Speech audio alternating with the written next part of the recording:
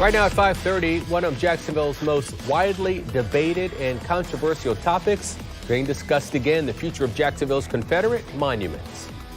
As part of the City Council meeting that's now underway, members will be talking about another idea on how to handle the monuments dedicated to Civil War figures. Tonight, a proposal to hold more conversations about how the city should move forward. News4Jax reporter Joe McLean joining us live from City Hall. Joe, this plan involves some academics from Virginia. Right, yeah, this plan is being forwarded by Councilmember Aaron Bowman. He wants to work with the University of Virginia's Institute for Engagement and Negotiation. The goal, he says, is to basically get as many voices involved in this conversation as possible so the city can finally move forward with as much unity as possible. The question lingers in Jacksonville as to the future of its remaining tributes to the American Confederacy. In Springfield Park, which was renamed from Confederate Park, this statue honoring the women of the Confederacy still stands.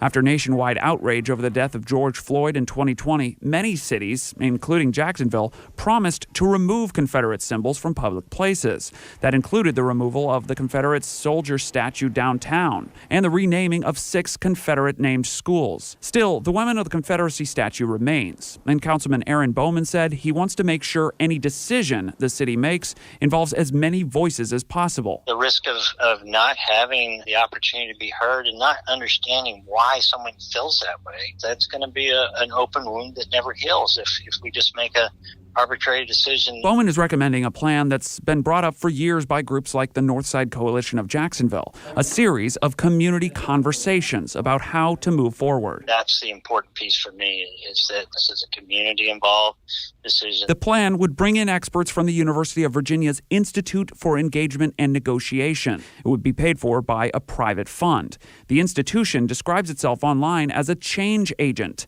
It says, "We work as facilitators and mediators to help communities, agencies, nonprofits, and businesses make sustainable decisions through collaborative approaches in order to sustain communities ecologically, socially, and economically." Bowman said personally he doesn't have a position on whether the monument should stay or go, but says whichever happens, a decision has to be made. I think doing nothing and putting our heads in the sand is wrong. Now, there is a proposal being considered that would leave the fate of the monument up to a citywide referendum, basically letting the people vote on it, although that proposal is still in committee. We won't hear about that during the meeting tonight. Also, tonight's meeting, Bowen said, is just an update to the City Council, so he says he doesn't expect the City Council to take any action on this tonight. Reporting live, I'm Joe McLean, Channel 4, the local station. Joe, thanks.